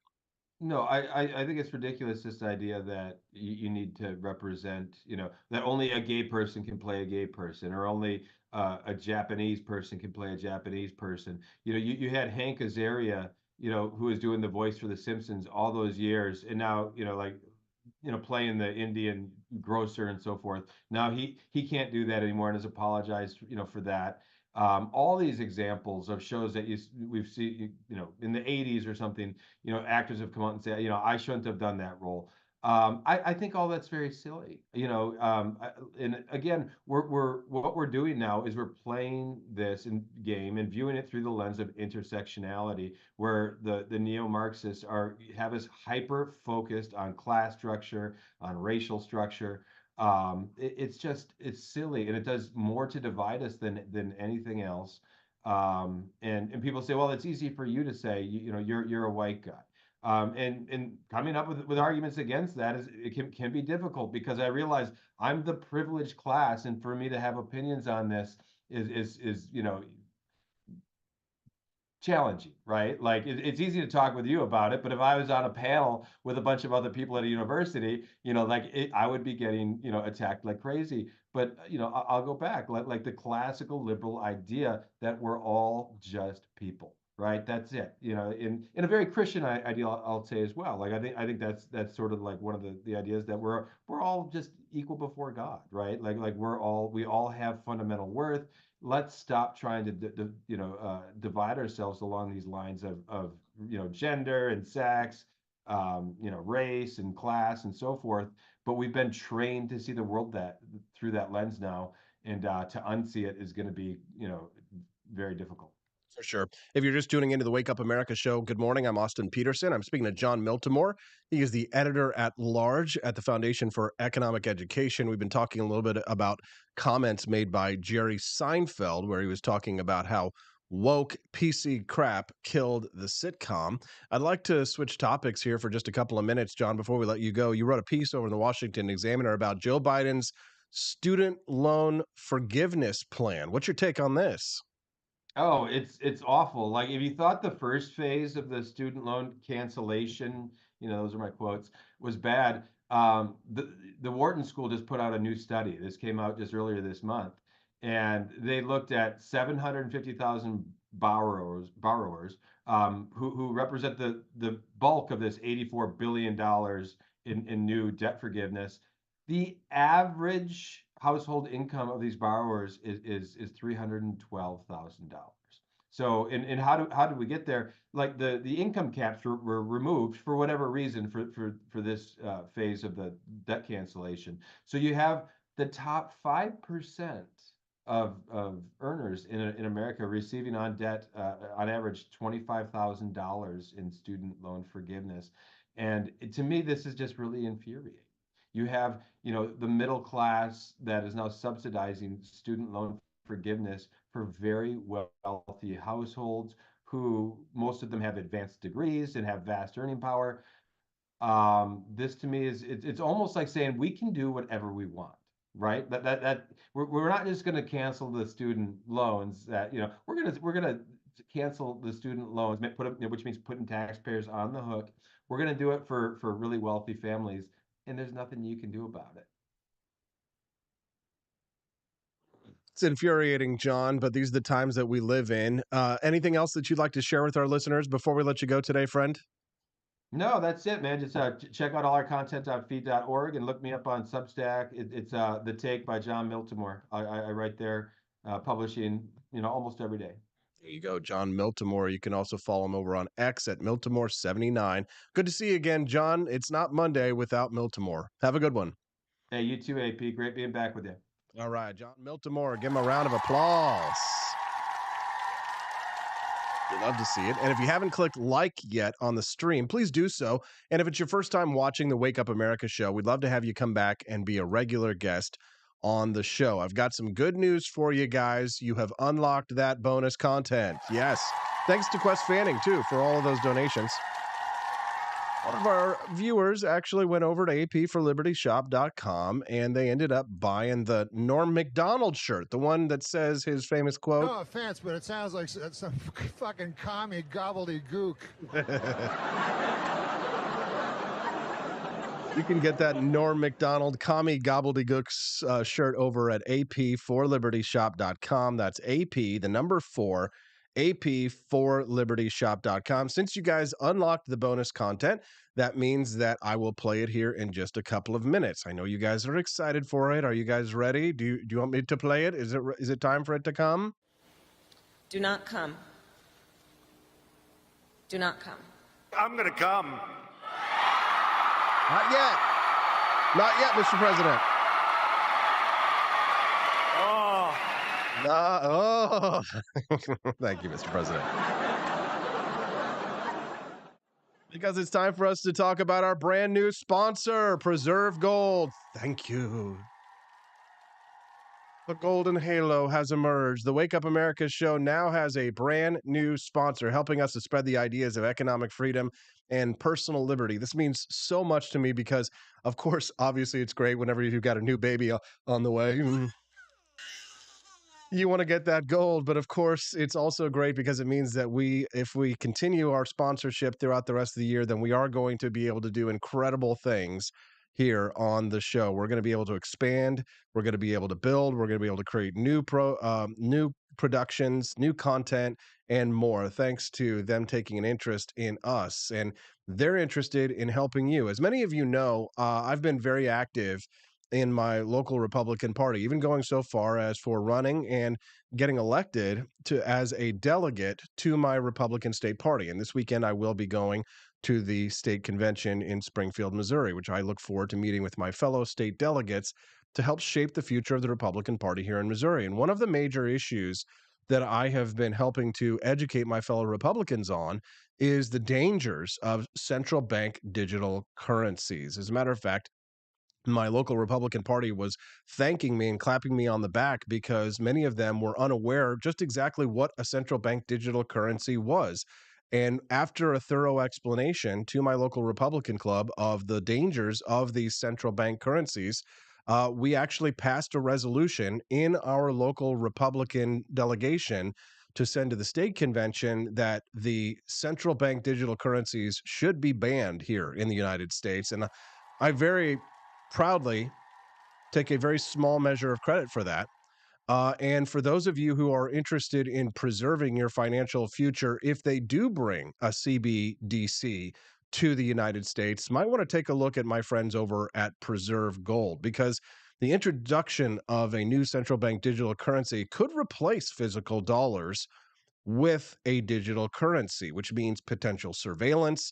It means asset freezing and government control over individuals' bank accounts and your spending, right? Many Americans are turning to physical gold to diversify their wealth, but also silver as well. And if you want to help to protect your retirement, I have always believed that the cornerstone of any strong portfolio, including mine and my family's, is gold and silver.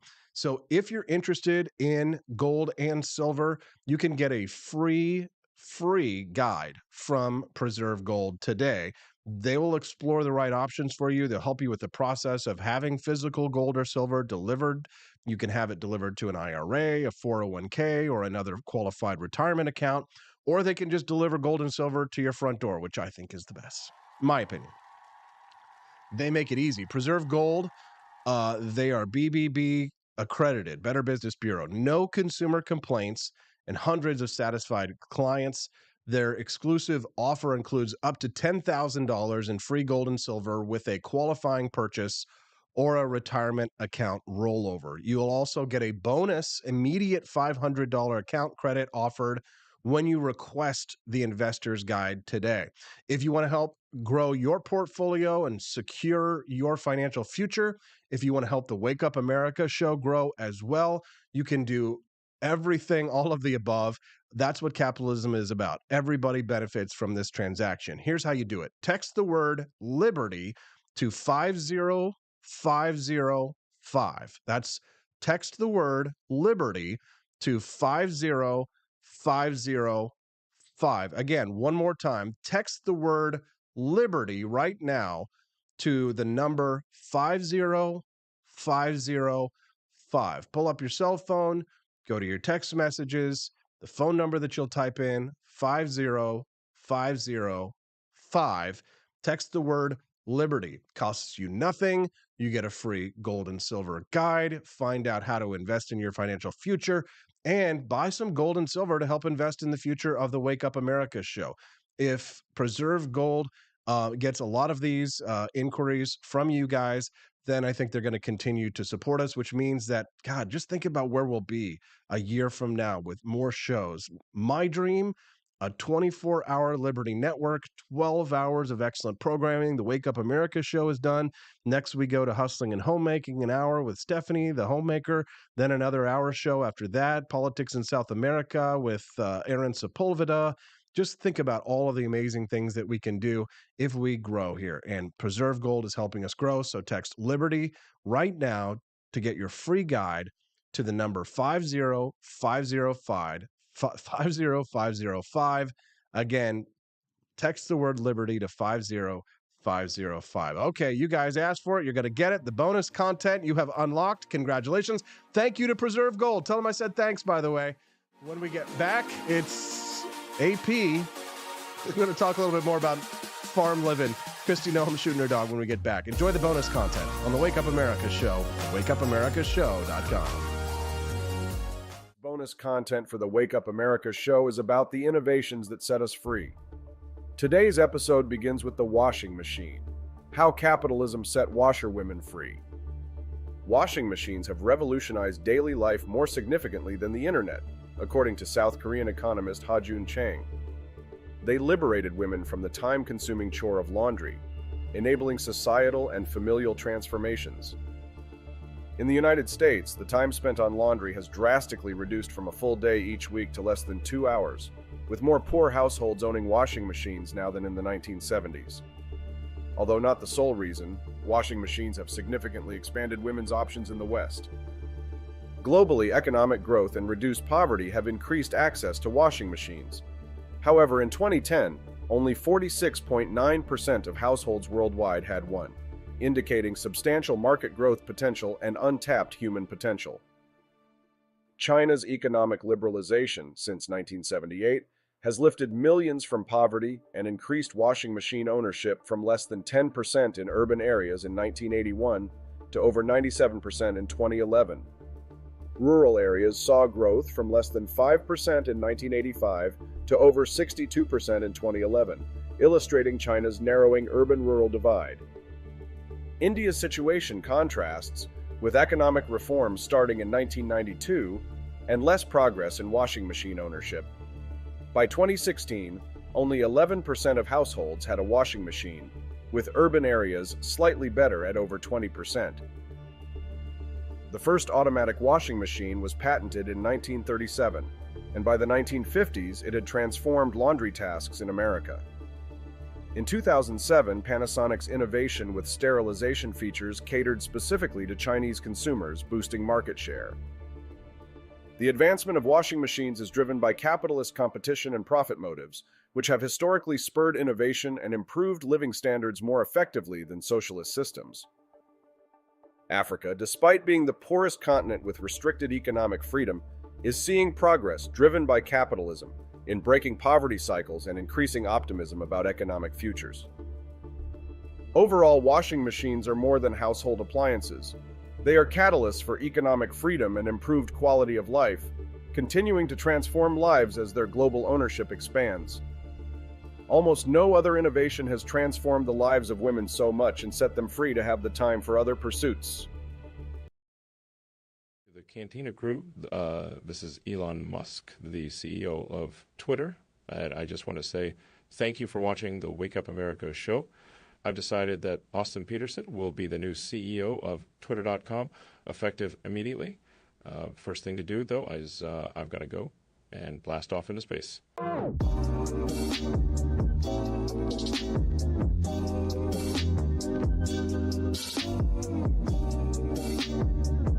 If there wasn't going to be somebody who was a fiery champion of liberty, somebody who would get out there and who would be aggressive, and if they wouldn't do it with more fire or passion than I had, then I would go and I would fight this battle for us. I've fought for the principles that we all share. Parties tend to be secondary to me. We're here because we believe in the principles of liberty. I am not a perfect messenger, but I think I'm a damn good one. This is a replica of our first president's flintlock pistol. You have my full support, my respect, and my gun.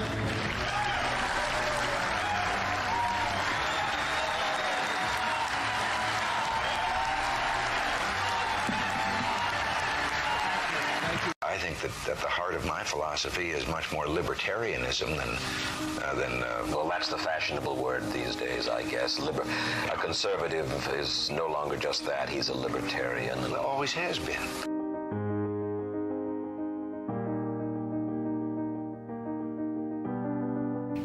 Yet any time you and I question the schemes of the do-gooders, we're denounced as being against their humanitarian goals. They say we're always against things, we're never for anything.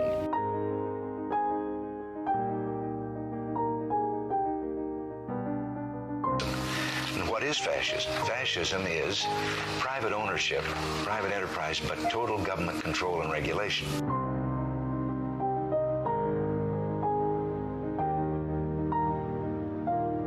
Well, the trouble with our liberal friends is not that they're ignorant. It's just that they know so much that isn't so.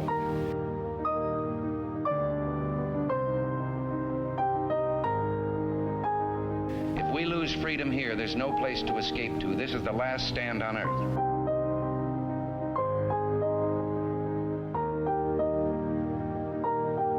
This is the issue of this election. Whether we believe in our capacity for self-government or whether we abandon the American Revolution and confess that a little intellectual elite in a far distant capital can plan our lives for us better than we can plan them ourselves.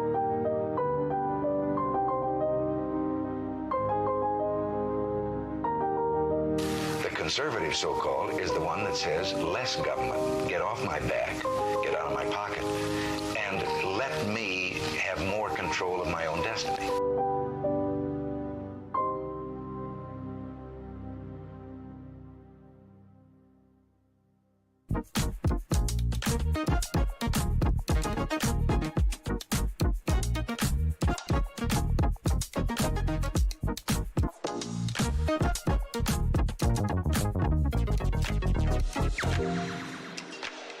What would happen if I had to pick up the phone, call 911 for one of my family members or one of my neighbors? What would I do if no one was on the other end to respond? What if there was no 911?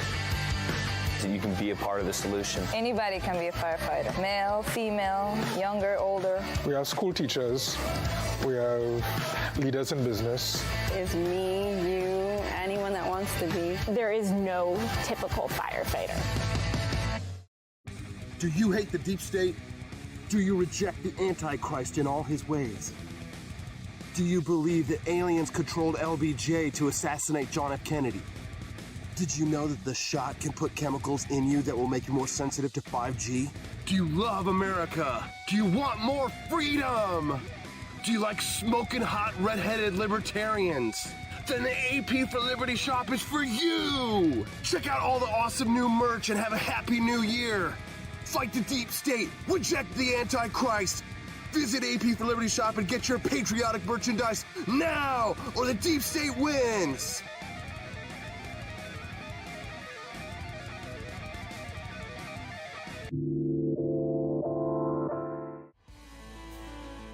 Good morning, Rise and Freedom. I'm Austin Peterson. You're watching and listening to the Wake Up America show at wakeupamericashow.com. Hope you're feeling good today. Did you enjoy the bonus content? This week's theme for our bonus content, innovations that set us free. No innovation has done so much to free up women's time as the washing machine. You may laugh, but it's true. Think about all the hours that it used to take just to get your clothes clean. And now, I mean, Stephanie was saying just yesterday, she's like, wow, man, our washing machines, they're great. They do a terrific job. And I was just thinking to myself, I now know what this week's theme for the bonus content will be: innovations that set us free. Thank you to all of our supporters for all those Rumble Rant donations and for all the purchases that you made over at ap4libertyshop.com. Those unlocked that bonus content. We're very grateful for all that support. You can text the show today at 573-319-1586. That's 573-319-1586. Somebody bought the Kami Gobbledygook shirt, and that's what put us over the top. That and a lot of donations like Levin214 and Andy Opperman and others. Our friend Ken Milligan over there on X.com just posted the shirt. No offense, it sounds like some effing comedy gobbledygook. No offense, but it sounds like some fucking commie gobbledygook.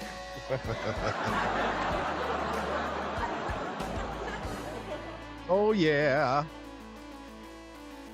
Saw this article this morning, actually, and I thought I would share it with you. Pull it up on the screen.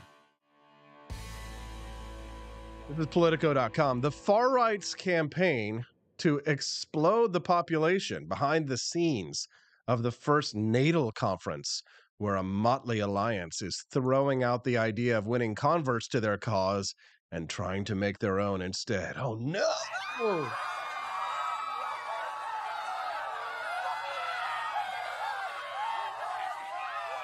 The list of things that are considered far right just got bigger by one. If you want to have a child, then you are now considered to be far right. Yes, it's true. The far right. If you are trying to have, if you're having children instead of murdering them in the womb, then that's a far right thing. Yes, it's far right. No offense, but it sounds like some fucking commie gobbledygook. Thanks, Norm. Here they are. Look at this. Far right to me is just a slur the left uses to describe white people. That's my opinion. Behind the scenes of the first natal conference. Okay. Here's the name of the reporter. Politico posted this article yesterday. Gabby Del Valle is a reporter. It's probably not pronounced like that, but I'm not going to give him the kindness of trying to pronounce his name right. Gabby Del Valle is a reporter whose work focuses on immigration, surveillance, and the far right. No shit. The far right. So Politico has a reporter whose sole job is to do hit pieces on the quote-unquote far right, a.k.a. white people, a.k.a. people who've decided to have children instead of murdering them. I wonder if Politico has a reporter whose job it is to document the far left. I don't think so. Well, let's hear these terrifying far right wingers who are having children are talking about. Okay, here's what he writes. The threat, we are told here this weekend, is existential, biological, epic. Is that epic or epoch? I don't know. Let me know. Economies will fail. Civilizations will fall. And it will all happen because people aren't having enough babies. Yeah, duh. Are you paying any attention to what's happening in South Korea and Japan and other countries where they're not reproducing? That is a civilization-ending event. If you're not replacing yourselves, a population collapse is the definition of a civilization fall, you idiots. Gabby Del Valle are doing reporting on the far right. Kevin Dolan, a father of 6 from Virginia, nicely done, Kevin. He said at the conference, the entire global financial system, the value of your money, and every asset you might buy with money is defined by leverage, which means its value depends on growth. Okay, doesn't sound very far righty to me. He says every country in the developed world and most countries in the developing world face long-term population decline at a level that makes growth impossible to maintain, which means we're sitting on the bubble of all bubbles. This is what the left considers to be far-right rhetoric. This is what they opened with. This is the most damning thing that they could find. This is how they're opening their attack on the Natalist Conference, a conference for far right wingers to get together to talk about how they want to have babies and how they don't want to have the destruction of their own people. Is that okay? I mean, I know that in Catholic traditions and in Islamic traditions, like their whole point is to have as many babies as possible to grow their population and increase their political power. Is that supposed to be controversial now, or is it just controversial because it's the white people doing? Is that what it is? Despite this grim prognosis, says Gabby Del Valle, the mood is optimistic. It's early December, a few weeks before Christmas. Though relatively small as conferences go, NatalCon has attracted attendees who are almost intensely dedicated to the cause of raising the U.S. birth rate. And you know what? I say, God bless them.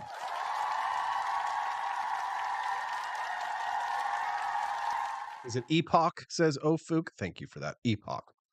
The broader natalist movement has been gaining momentum lately. I love that they're saying this like it's a bad thing, right? And you know why? Because they kill their own babies. And they hate the fact that we're happy. I love the meme that, what was it? The redheaded libertarian posted. Let me see. I tweet so damn much. I'm sorry, guys, if I annoy you with all my tweets, but excuse me for annoying with my love. Here it is. You did the meme, LMAO, right? Here it is. With a kid, you'll have a lot less spare money and time to yourself, says the left. And you can see there, here's the far rightists, me and Stephanie and little baby Hazel here. And then here's the leftists. They're saying, overpopulation is a huge concern. You should have adopted, says the leftist here. And see the far right couple, they're just being happy. Quit being happy. No, God! No! That's really what it is, isn't it? No! No! They don't want us to be happy. No! They don't want us to raise our biological children. They don't want us to have children because they don't want to see more of their enemy reproducing. And when I say their enemy, they're the ones who are declaring us to be their enemy. I mean, natalists, as if it's saying it's a bad thing, shows to me that the way that they're writing this piece, calling us far right because we want to have kids, shows to me that these people see us as their enemy. The broader natalist movement has been gaining momentum lately in conservative circles. Oh no, how dare you? How dare you? Where anxieties over falling birth rates have converged with fears of rising immigration. And it counts Elon Musk, who has nearly a dozen children. Nicely done there, Elon Musk.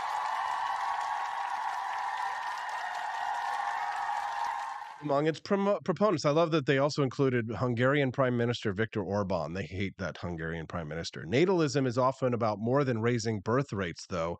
That is certainly one of its aims. For many in the room, the ultimate goal is a total social overhaul, a culture in which child rearing is paramount.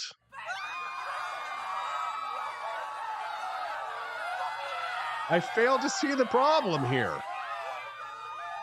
They really do hate children, don't they? NatalCon's emphasis on childbirth notwithstanding, writes Politico, there are very few women in the cavernous conference room of the Line Hotel. Maybe they're at home taking care of the 12 children.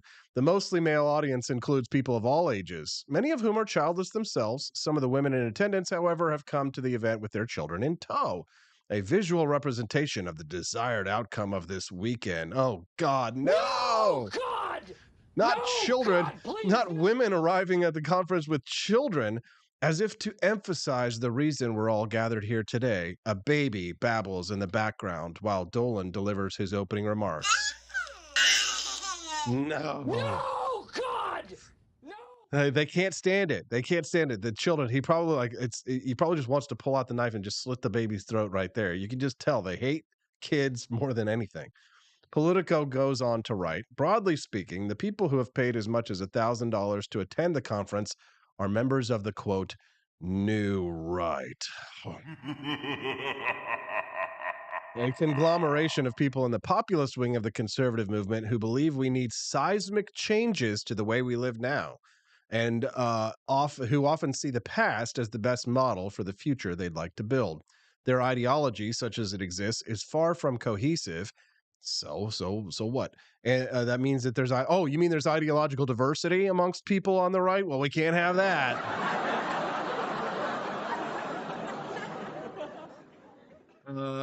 But this weekend, the roughly aligned groups from the libertarian adjacent tech types, like me, to the Heritage Foundation staffers, along with some who likely have no connection with traditionally conservative or far-right causes at all, have found a unifying cause in natalism. There you go, libertarian-adjacent tech bros like me, Heritage Foundation, traditional tradcons like them, and then people who have nothing to do with conservatism or far-right, quote-unquote, far-right causes at all. Isn't it weird to think having children and wanting to have more children and encouraging more children is considered to be far-right?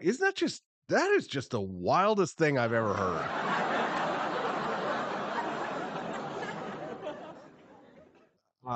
Just this political article's all over the place. At first glance, this conference might look like something new, a case for having kids that is rooted in a critique of the market-driven forces that shape our lives and the shifts that have made our culture less family-oriented. Declining birth rates are primarily the fault of the default middle-class life path offered by our educational system and corporate employers, says one of the speakers at the event, Dolan. He says that the middle-class life path that our educational system offers is in obvious competition with starting a family. Correct, Mr. Dolan.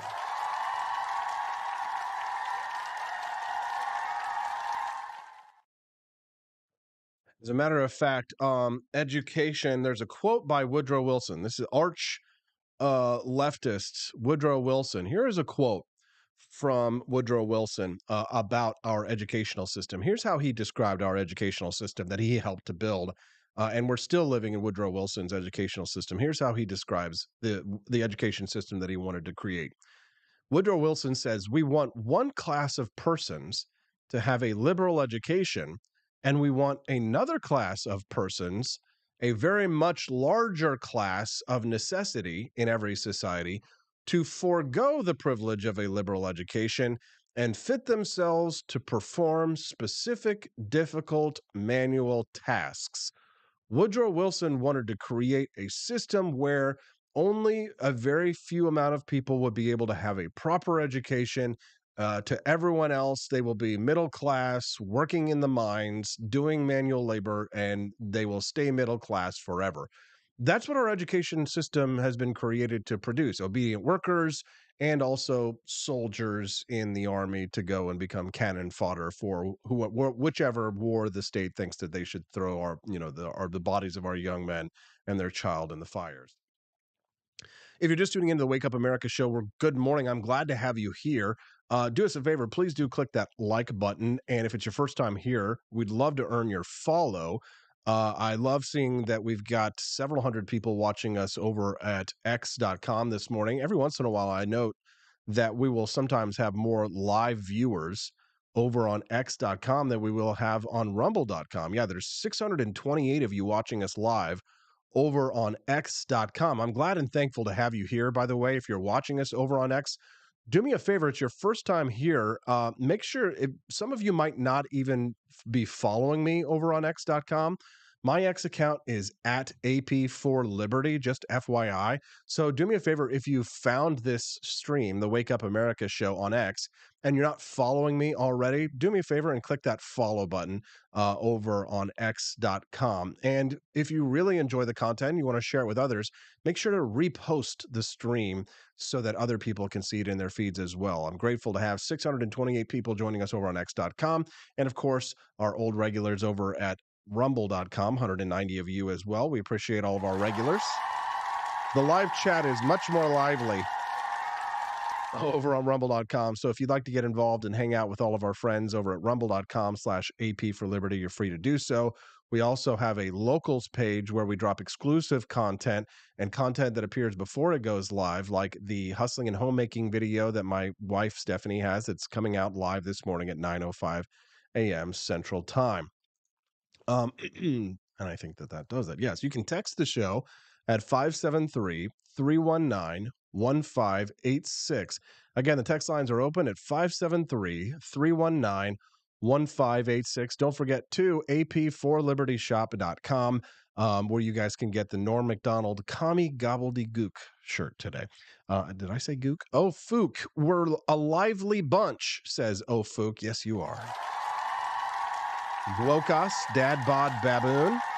Barney Styles, Mighty Megatron, Mongoose, 87, Cecilia H., Robbie Thurman, and David Lee, as well as many others. Well Run Riot. How are you guys doing? Nice to see all of our friends over on rumble.com, our regulars. We're talking about a far-right conference called NatalCon, where white people got together and decided that they should have more children. God, no, it's too terrible.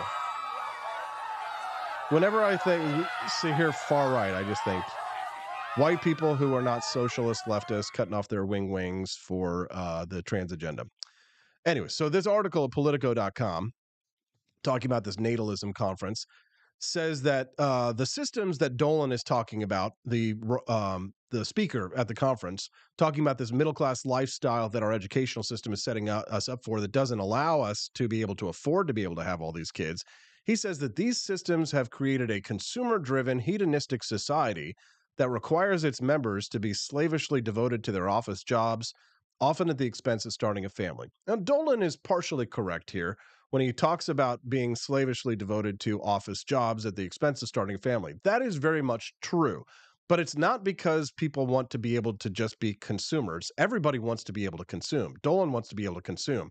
And I really kind of chafe at the anti-capitalist rhetoric that I sometimes hear from these right-wingers, as if capitalism and families don't go hand in hand, because the fact of the matter is, if you want to have 6, 7, 8, 9, 10 kids, that's going to be pretty damn expensive.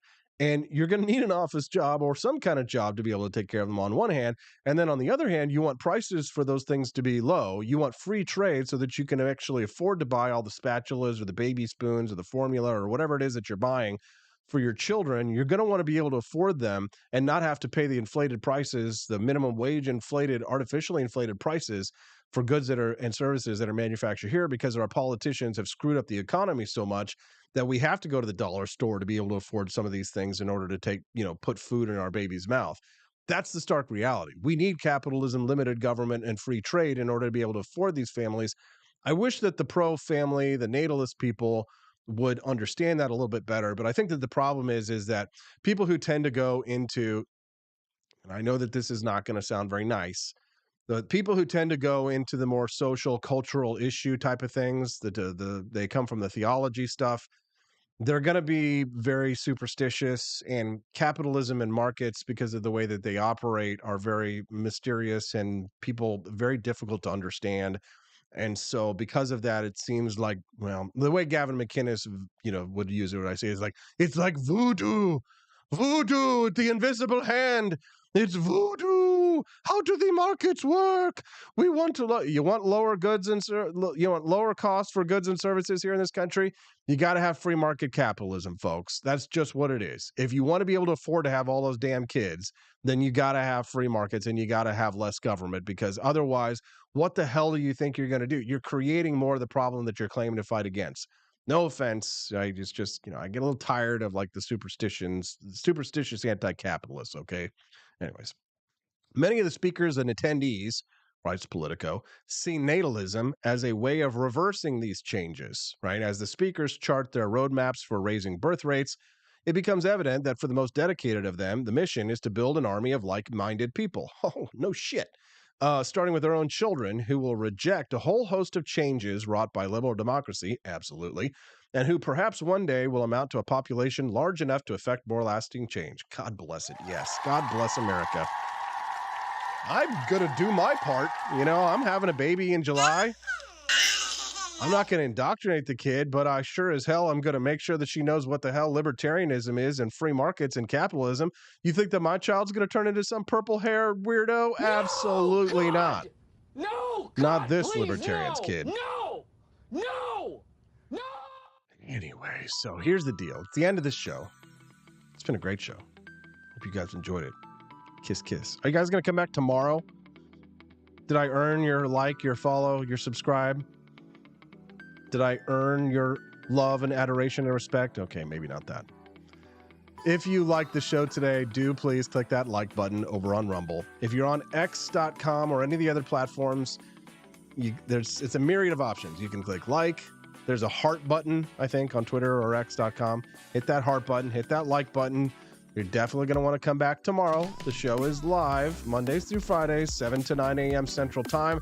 We'd be glad to have you come back and join us on the regs. Okay? Now, here's the deal. There's another show that's going to start right after this show. What are you talking about, Austin? Yes, there is another show. We have launched a brand new show on the Wake Up America Shows network. I'm still coming up with a new name for the network. Maybe Stonegate Media. But Stonegate is the name of the company, so Stonegate Network, something like that. I don't know. Help me come up with a good name for the network of podcasts and shows that we're building here. Thanks to our sponsor, Preserve Gold, and all of you and your support, monthly supporters and all that, purchasers at apforlibertyshop.com, all of our friends who have helped us to build it so far. What should we call the new network? I'm not sure. Soliciting names, and send us a text and let us know what you think the new network should be called. But new show starts. It's going to be a live premiere of the show. Where can I see the new show, Austin? Well, the same place that you're buying all the awesome merch, apforlibertyshop.com, the very top of the website. Head on over there. It's going to start at 9:05 a.m. Central. So about 10 minutes from now, the new show launches, and we're all going to be hanging out there in that live stream as well. If you guys are members of the Locals community, you already saw the video yesterday because we drop it there a day early. Good reason to join wakeupamericashow.locals.com, right? Am I giving too many plugs? Do I need to just break it down into one plug or anything like that? Okay, yeah. So head over to apforlibertyshop.com. Click on the video. You guys will be able to watch the premiere at 9:05 a.m. Central. I'm going to be there hanging out in the comments. We're all going to be chatting just like we are now. Grab your coffee, your bacon and eggs, and meet us over there at apforlibertyshop.com. Thank you to Preserve Gold, our sponsor, new sponsor for the Wake Up America show, making it happen. God bless America. God bless the babies. God bless gold, capitalism, freedom, and the Wake Up America show. We'll see you guys tomorrow. Don't forget, check out that new show over at apforlibertyshop.com. We'll see you guys right back here tomorrow. Have a good one.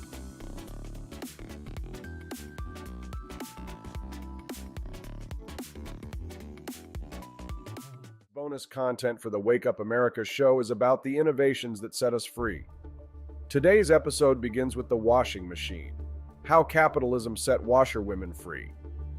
Washing machines have revolutionized daily life more significantly than the internet, according to South Korean economist Ha-Joon Chang. They liberated women from the time-consuming chore of laundry, enabling societal and familial transformations. In the United States, the time spent on laundry has drastically reduced from a full day each week to less than 2 hours, with more poor households owning washing machines now than in the 1970s. Although not the sole reason, washing machines have significantly expanded women's options in the West. Globally, economic growth and reduced poverty have increased access to washing machines.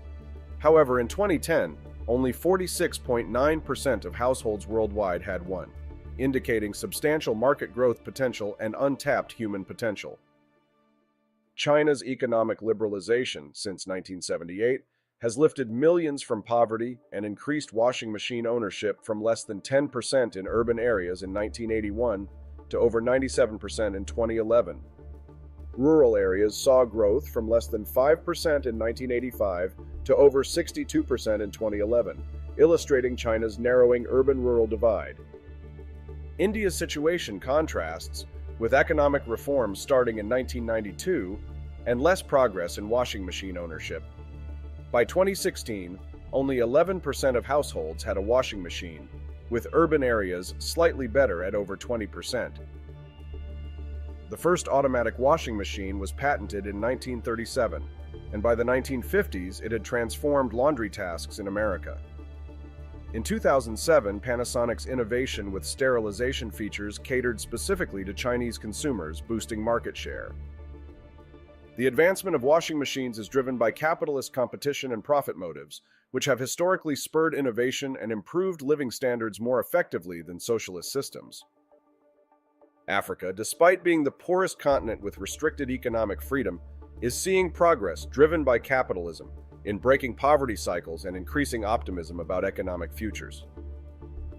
Overall, washing machines are more than household appliances. They are catalysts for economic freedom and improved quality of life, continuing to transform lives as their global ownership expands.